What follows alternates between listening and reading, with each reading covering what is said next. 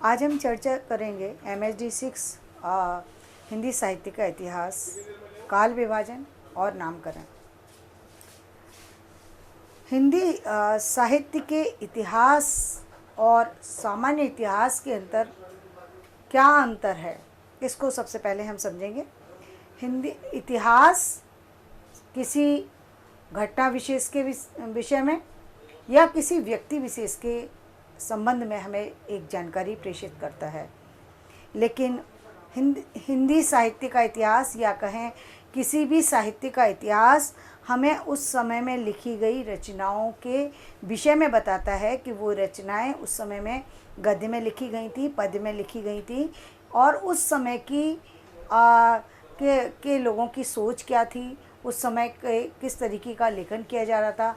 ये सब हमें उस समय के साहित्य के द्वारा पता चलता है। तो साहित्य के इतिहास में काल विभाजन और नामकरण की आवश्यकता क्यों पड़ती है, अब हम इस विषय पर चर्चा करते हैं। काल विभाजन जो है वो विभिन्न लोगों ने, विभिन्न इतिहासकारों ने विभिन्न पद्धतियों को लेकर के जो है इतिहास का, हिंदी साहित्य के इतिहास का विभाजन किया है। काल विभाजन जो अंत में जिस काल विभाजन की हम चर्चा करते हैं वो है रामचंद्र शुक्ल जी के द्वारा किया गया काल विभाजन, जिसे कि हमारे समाज ने, हमारे साहित्यकारों ने मान्यता दी है। उस काल विभाजन का आधार क्या था? उस काल विभाजन का आधार था उस समय में के बाद बदलती हुई युग प्रवृत्ति, विचार प्रवृत्ति और उस समय की भाषा प्रवृत्ति। ये दोनों चीज़ें जो है ध्यान में रख कर के शुक्ल जी ने जो है उस समय का काल विभाजन किया है। काल विभाजन करने के समय यदि हम ध्यान दें तो हम पाते हैं कि जिस समय को आदिकाल कहा गया है, उस समय जो साहित्य रचा गया है वो साहित्य जो है वो अपभ्रंश पर आधारित है। यानी हम भाषा के आधार पर यदि हम इसको देखने की कोशिश करें तो पहले अपभ्रंश में साहित्य रचा गया है, उसके बाद 1375 के बाद जो साहित्य रचा गया है वो या तो ब्रजभाषा में है, या अवधी में है, या मैथिली में है, या अन्य ब्रज की अन्य बोलियों के अंदर जो है उस साहित्य को रचा गया है। इसके बाद जो साहित्य की पुनः जो देखने की कोशिश की गई है वो की गई है रीतिकाल में। लेकिन रीतिकाल में, क्योंकि रीतिकाल को हम मध्यकाल के अंतर्गत ही देखते हैं, अतः उसमें भी ब्रजभाषा और खड़ी बोली हिंदी का कुछ अंश हमें दोनों तरह से दिखाई देता है। क्योंकि ब्रजभाषा जो है उस समय अपना अस्तित्व छोड़ रही थी और खड़ी बोली हिंदी जो है वो प्रकाश में आ रही थी।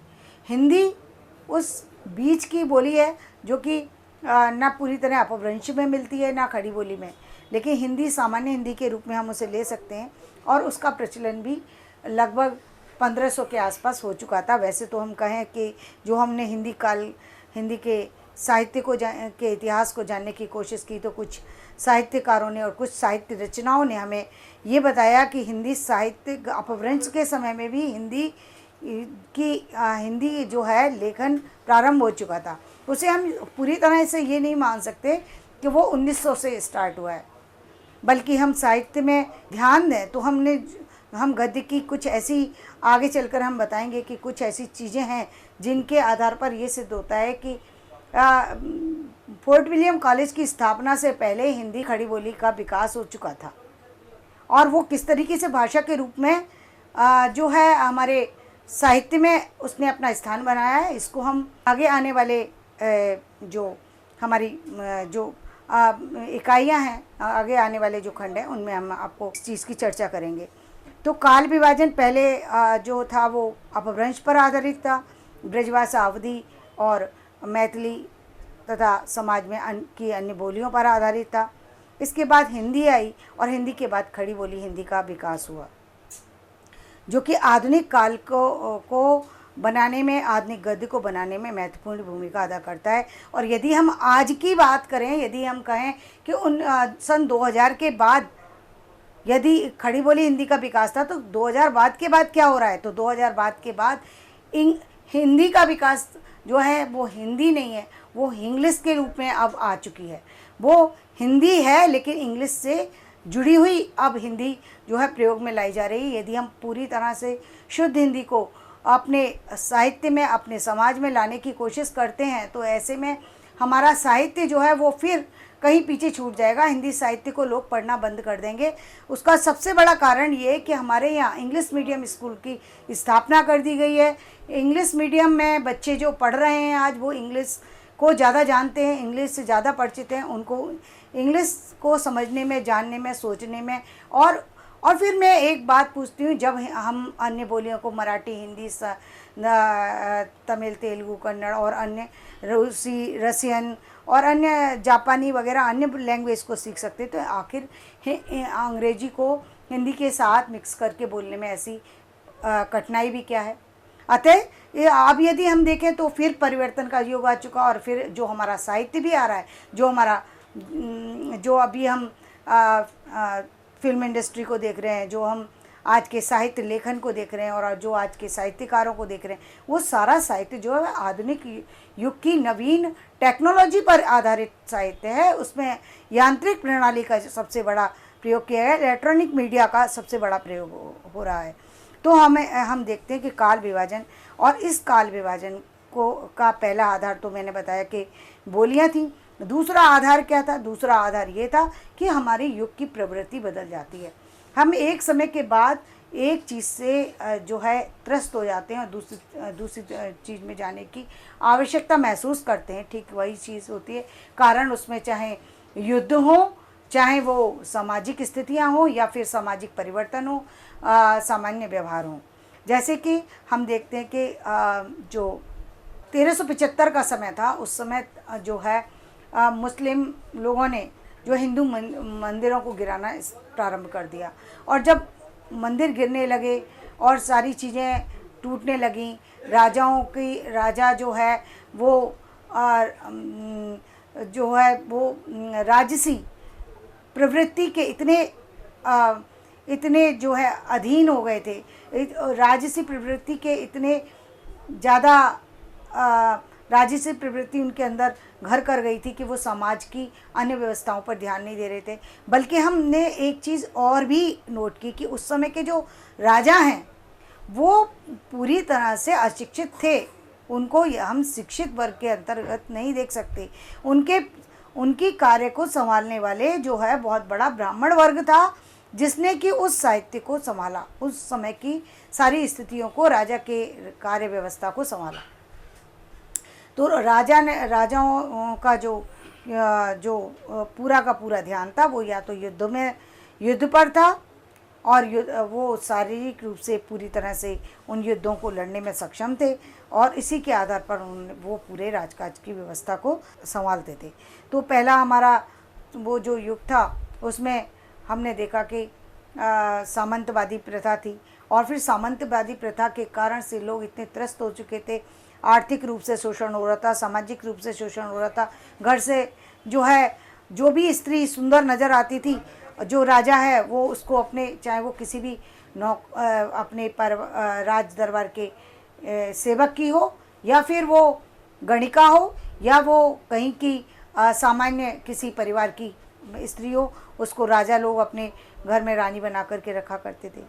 तो हमारे यदि हम देखें तो कितना समाज का एक अव्यवस्थित रूप हमें देखने को मिलता है उस समय के साहित्य से। तो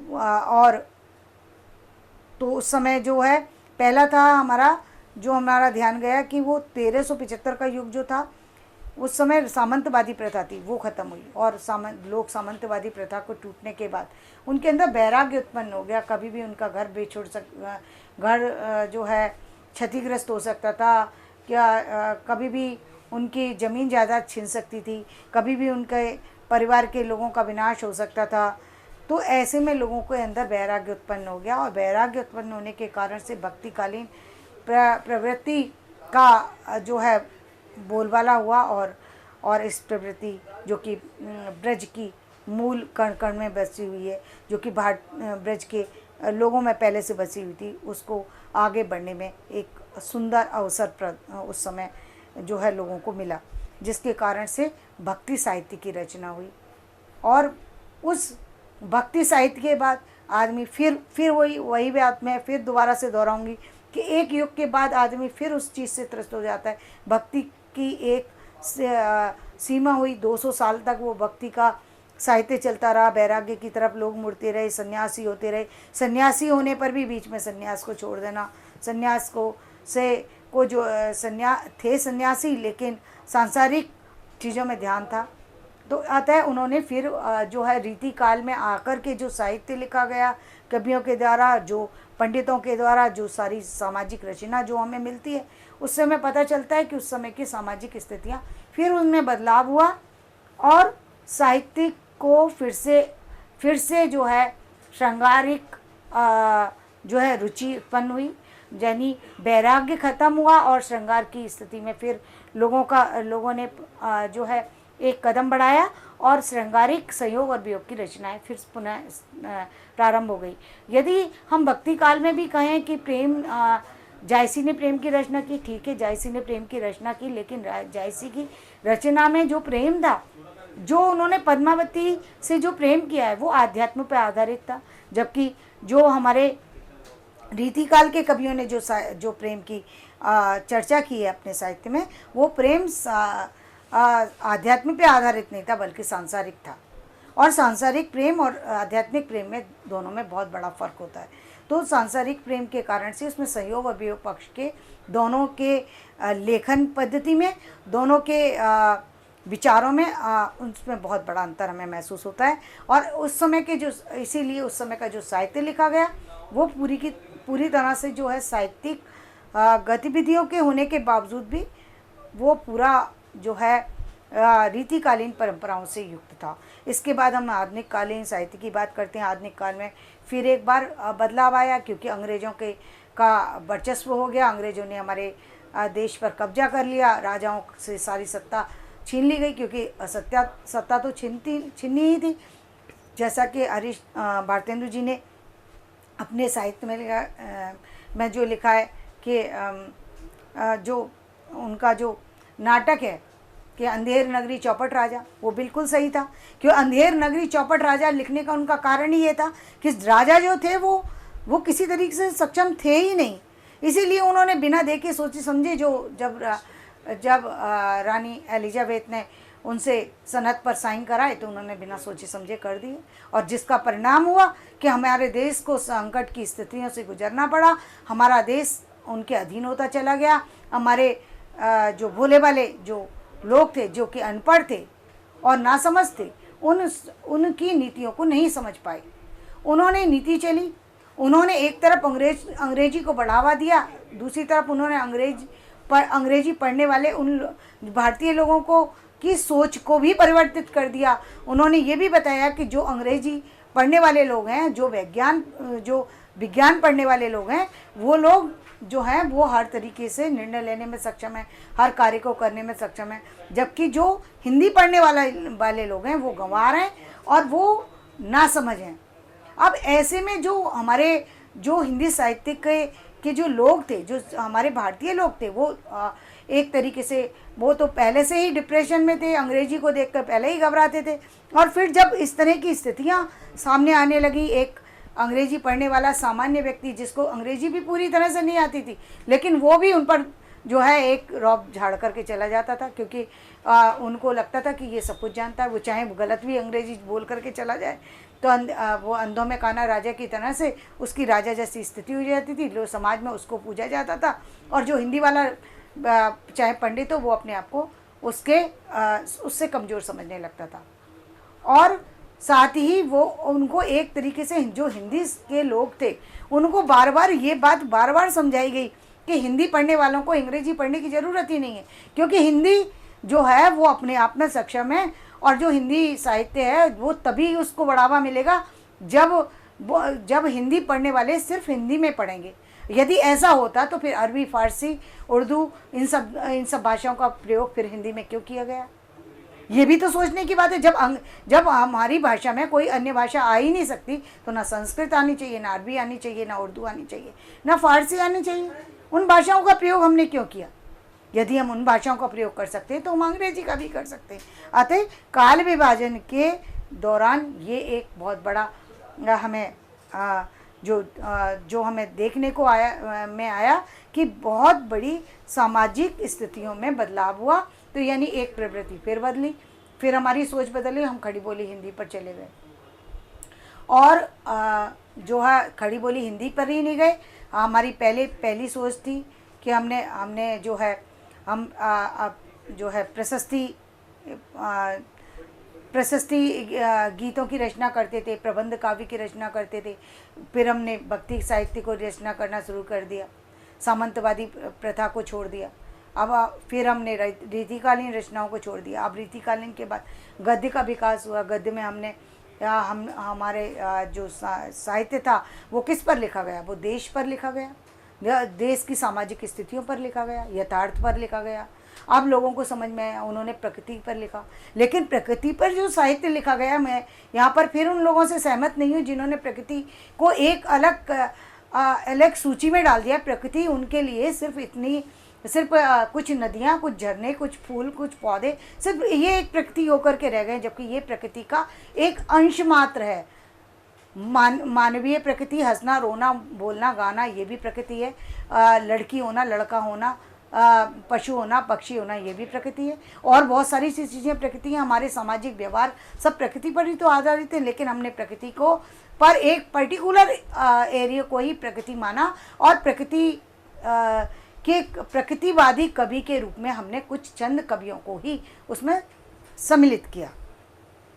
खैर, इस बात को हम अभी रहने देते हैं। तो काल विभाजन हमारा जो हुआ, जो हम आधुनिक काल तक जो हमारा रामचंद्र शुक्ल जी द्वारा किया गया जो काल विभाजन है, तो ये काल विभाजन की आवश्यकता क्यों हुई, और ये हमने चर्चा की। और फिर अब हम इस बात पर आते हैं कि इसके नामकरण की हमें आवश्यकता क्यों हुई। नामकरण की आवश्यकता इसलिए हुई क्योंकि अब हमने परिवर्तन तो कर दिया, लेकिन परिवर्तन करने के साथ उस समय को एक नाम देना तो अनिवार्य था। हमने 1375 तक की या 900 से लेके 1375 तक की रचनाओं को अलग कर दिया। 1375 से लेके 1700 तक की रचनाओं को अलग कर दिया। 1700 से लेके 1900 तक की रचनाओं को अलग कर दिया। और 1900 से लेकर के जो है अब तक की रचनाओं को अलग कर दिया। लेकिन इन सारी रचनाओं के बीच में जो नामकरण के आधार पर व्यक्ति कैसे समझेगा कि ये 1375 की रचना है, ये 1700 तक की रचना है, ये 1900 तक की रचना है, ये अब तक की रचना है। इसके लिए उन्होंने नाम दिया। और इसलिए नाम तो अन्य इतिहासकारों ने अलग अलग बहुत सारे से दिए, लेकिन क्योंकि उपयुक्त जो है वो हमें रामचंद्र शुक्ल जी द्वारा दिया गया नाम लगता है। क्योंकि आदिकाल कहने पर 1375 तक की, 900 से लेकर 1375 तक की जितनी भी रचनाएं उन सबको हम सम्मिलित कर सकते हैं। 1375 से लेकर 1700 तक की सारी रचनाओं को हम पूर्व मध्यकाल के अंतर्गत हम अध्ययन कर सकते हैं, इसलिए उसको पूर्व मध्यकाल हमें नाम अच्छा लगा। और उत्तर मध्यकाल भी नाम हमें इसीलिए उपयुक्त लगा क्योंकि उत्तर मध्यकाल में हम फिर 1700 से लेकर 1900 तक की रचनाओं को हम अध्ययन कर सकते हैं। 1900 से लेकर अब तक की रचनाओं को हम अध्ययन कर सकते हैं। अब हम आते हैं काल विभाजन और नामकरण के संदर्भ में आने वाली कठिनाइयाँ कौन सी थी। काल विभाजन में समस्या ये थी कि काल विभाजन तो हमें करना था, लेकिन काल विभाजन में यदि हम प्रवृत्ति के आधार पर जाते हैं तो प्रवृत्तियाँ बहुत तरह की थी। काल विभाजन में कहीं हम सामंतवादी प्रवृत्ति देखते हैं, तो कहीं हम किसी भाषा विशेष की प्रवृत्ति देखते हैं कि अपभ्रंश की रचना है, तो कहीं हम देखते हैं कि वो साहित्य जो है वो केवल एक बौद्ध साहित्य है, कहीं हम देखते हैं नाथ साहित्य है, तो कहीं जैन साहित्य को देखते हैं, तो कहीं वीरगाथाकालीन साहित्य को देखते हैं। तो काल विभाजन में हमें नाम देने में कठिनाई आई कि अब हम इनका नाम क्या दें। और इस कठिनाई को दूर करने में रामचंद्र शुक्ल जी ने हमारी बहुत बड़ी मदद की। नामकरण के संदर्भ में ये ये काल विभाजन की कठिनाई थी कि काल विभाजन, पहले तो ये काल विभाजन की ये कठिनाई थी कि कितने से कितने समय तक की घटनाओं को जोड़ा जाए। तो ये कठिनाई तो उन्होंने इस तरह से दूर की कि उन्होंने जो 1375 तक का युग था, उस समय में जो है उस समय तक लोगों की प्रवृत्ति भी नहीं बदली, स्वभाव भी नहीं बदला, और दूसरे उस समय तक जो है एक नए युग का प्रारंभ भी नहीं हुआ। यानी पहले हम पूरा सामंतवादी राज्य को भोग रहे थे, दूसरी तरफ हम भक्ति साहित्य की तरफ चले गए, यानी हमारे वैराग्य की स्थिति उत्पन्न हो गई। तो हमने उस युग को 1375 से लेके और 1700 तक के युग को ही बदल डाला, और उसको हमने पूर्व मध्यकाल कह डाला, जिसको हम भक्ति काल, स्वर्ण काल के नाम से भी जानते हैं। तो ये नामकरण की समस्या थी। इसके बाद हमने रीतिकाल में भी समस्या आई कि हमने एक तरफ रीति ग्रंथों का प्रणयन किया, दूसरी तरफ रीति ग्रंथों पर आधारित ग्रंथ लिखे, तीसरी तरफ हम रीति ग्रंथ से मुक्त रचनाओं को लिखा। तो ये हमारे लिए भी समस्या थी कि हम किन रचनाओं को कैसे रखें। तो लेकिन हमने उस समय की प्रवृत्ति को देखते हुए हमने उसको उत्तर मध्यकाल नाम दे दिया। और फिर आधुनिक युग के अंतर्गत हमने देखा कि हमें विभिन्न तरह के नाम मिले। कोई गद्यकाल नाम दिया, हमने यदि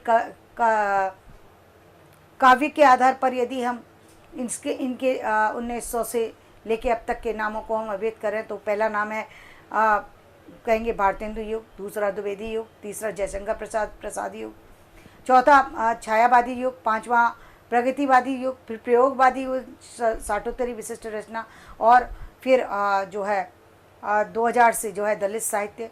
और अब हम आज के समय में हम याद कर नाम दें तो हम इसको इलेक्ट्रॉनिक मीडिया का नाम दे करके भी इसको पुकार सकते हैं। इसके इलेक्ट्रॉनिक मीडिया का युग, इसको हम पूरे, या फिर हिंदी इंग्लिश को कंबाइन करके जो एक नई जनरेशन के लिए हम जो नया साहित्य रचने जा रहे हैं वो युग, यानी हम इसको बाइलिंगुअल युग भी कह करके इसको पुकार सकते हैं। इस संदर्भ में हम आगे चर्चा करेंगे। इसके बाद काल विभाजन नामकरण के उन आधारों को समझने की कोशिश करेंगे कि वो आधार कौन से थे जिनके आधार पर साहित्य के इतिहास में काल विभाजन नामकरण किया जाता है। वो आधार थे, पहला काल विभाजन और नामकरण का आधार। तो काल विभाजन का पहला, यदि हम पहले काल विभाजन की बात करें तो काल विभाजन का पहला आधार उन्होंने क्या बनाया? पहला बनाया प्रवृत्ति विशेष का परिवर्तन होना। तो ये हमारा पहला काल विभाजन का आधार था।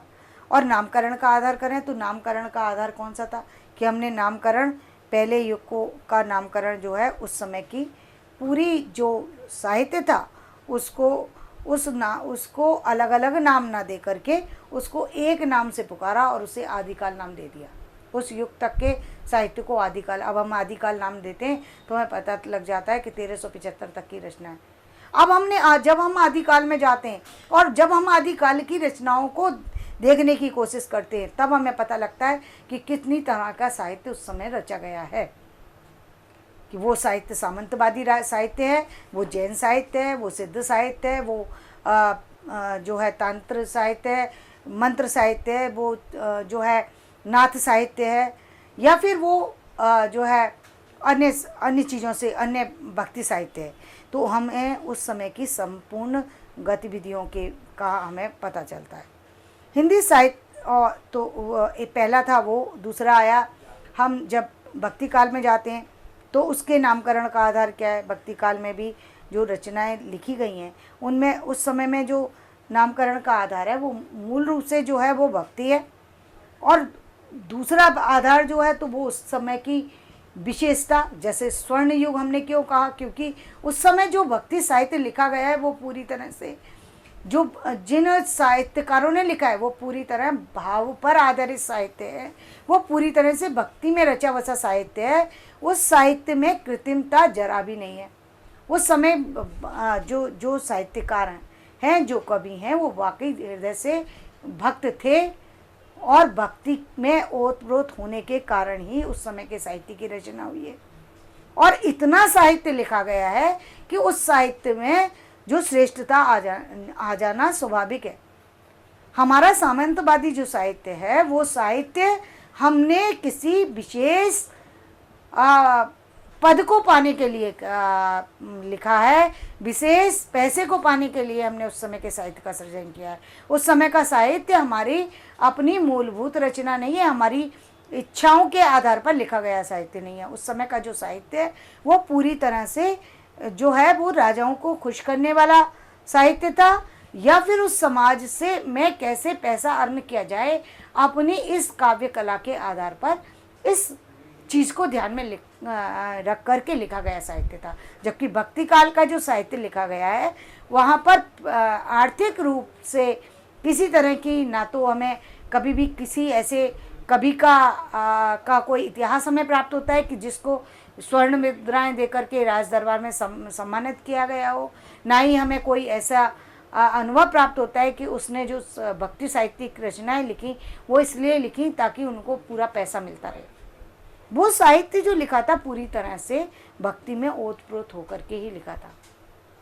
उस समय पैसा जो है लोगों के लिए एक तरीके से कोई आवश्यकता ही नहीं रह गई थी, क्योंकि उस समय जो कबीर वगैरह जिन्होंने कि सिद्ध साहित्य के आधार पर साहित्य की रचना की, वो यदि हम साहित्य को देखें तो वो पूरी तरह से एक ऐसे युग को बनाने वाला साहित्य है जिसमें हम कह सकते हैं कि वो समाज में जो सामाजिक स्थितियों में जो जीने की चाहत है वो एक तरीके से ख़त्म कर देने वाला साहित्य है।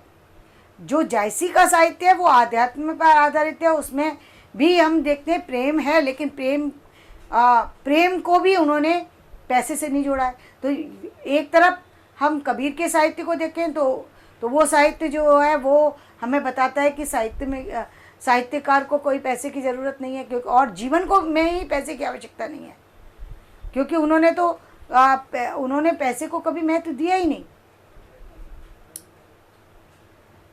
तो और तीसरा तरह का यदि हम कृष्ण और राम भक्ति साहित्य दें तो कृष्ण जो साहित्य जो सूरदास ने लिखा है वो भी वैराग्य से ही जुड़े हुए थे। उनके मन में भी किसी तरीके से सांसारिक कोई इच्छा नहीं रह गई थी। और तुलसीदास जो थे वो सांसारिक थे, लेकिन क्योंकि उनकी पत्नी ने निकाल दिया इसलिए उनके मन में भी सांसारिक इच्छा नहीं थी। तो यदि हम इन चारों लोगों के मुख्य साहित्य को लेकर चलते हैं और ये मुख्य जो है वो उस समय की धारा को लेकर के चलने वाले कवि थे और इनसे जुड़ने वाले कवि थे, तो जैसा समाज होता है वैसे ही अन्य लोग होते हैं। तो उन लोगों के अंदर भी साहित्य में किसी तरह से आर्थिक स्थिति को आर्थिक चाहना जो थी वो बिल्कुल नहीं थी, इसलिए उन्होंने भी साहित्य में कभी पैसे की पाने की कोशिश नहीं की।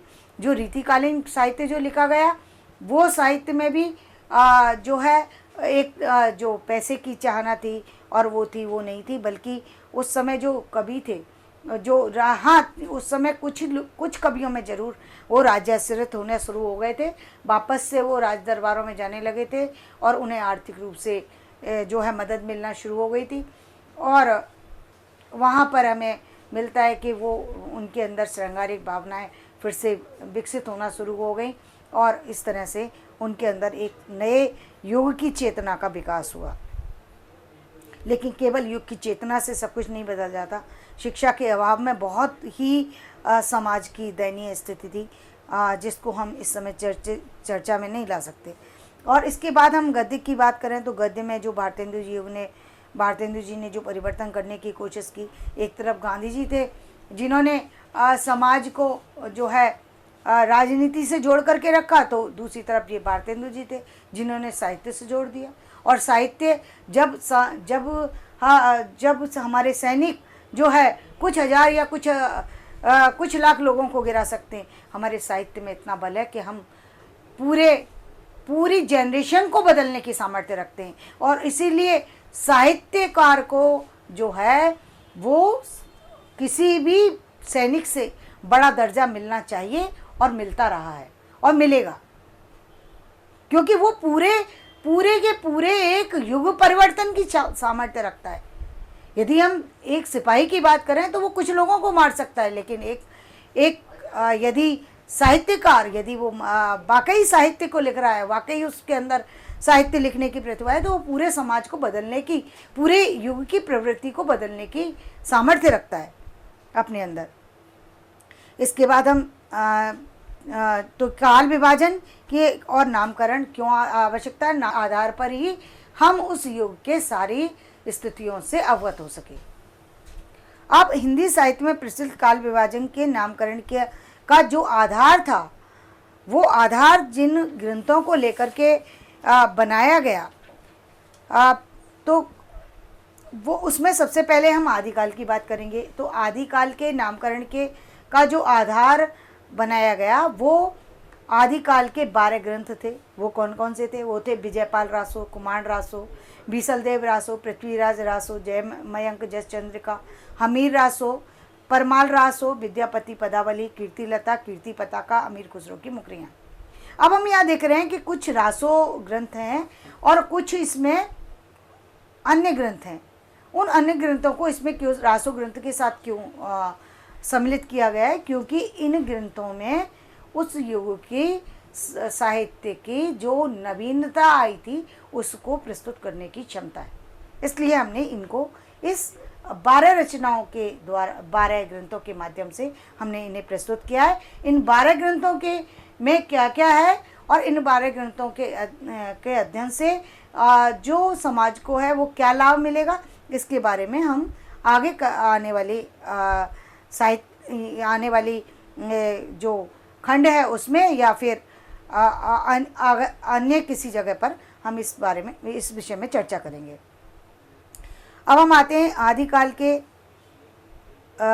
भक्ति काल और रीति काल के काल विभाजन और नामकरण के आधार को समझें। भक्ति काल और रीति काल के नामकरण का आधार हमने जैसा कि बता दिया कि भक्ति साहित्य था जो कि वैराग्य की स्थिति से उत्पन्न हुआ था। उसमें यदि क्योंकि और ये वैराग्य यदि युद्ध ना होते तो भी वैराग्य उत्पन्न होना ही था, क्योंकि हमारी जनता जो है वो सामंत और जो है सामंती प्रथा से थक चुकी थी और राजाओं के भोग विलास से जो है उसके मन में एक तरीके से विद्रोह की भावना थी। ये विद्रोह की भावना दो ही तरह की बातों को जन्म देती है। या तो व्यक्ति को समाज के विरोध में खड़ा कर देती है या समाज से वैराग्य की स्थिति में खड़ा करती है। या तो आदमी लड़ाई करने के लिए उस समाज का सामना करने के लिए उन्मुख हो जाता है या फिर उस समाज को ही छोड़ने को जो है वो बाध्य होता है। और जैसा कि हजारी प्रसाद दुबे जी ने कहा है कि क्या कहते हैं, यदि युद्ध ना होते, यदि हमारे जो मुसलमान शासकों के युद्ध ना होते तो भी हमारा जो भक्तिकालीन साहित्य है वो वैसा ही होता जैसा आज है। वो बिल्कुल इसी चीज़ के पर आधारित है जो कि आज हमने अभी प्रस्तुत की है कि उस समय में उनके अंदर राजाओं से एक तरीके से वो उस समय की जनता में वैराग्य उत्पन्न हो गया था। जहाँ घर की स्त्री सुरक्षित नहीं है, जहाँ के परिवार का जो मुखिया है वो परिवार की स्त्री की सुरक्षा नहीं कर सकता, उसको रोटी कपड़ा मकान नहीं दे सकता, उसे पढ़ा नहीं सकता, उसको बाहर नहीं निकाल सकता, तो ऐसे में असुरक्षा की भावना करना उसके लिए स्वाभाविक था और उसने दूसरा ही रास्ता अपना लिया, यानी वैराग्य का रास्ता उसे सबसे आसान लगा, क्योंकि उसमें ना परिवार को रखने की जिम्मेदारी थी, ना साधन जुटाने की आवश्यकता थी। और एक तरीके से यदि हम कहें तो समाज पुनः जो है जो हमारे आदिवासी लोगों की सभ्यता थी उस ओर वापस से जो है वो उन्मुख होकर के चला गया।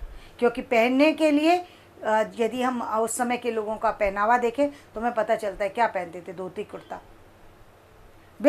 आप वो कहते हैं हम साधारण रहते थे, अरे साधारण रहना तो आपकी व्यवस्था थी।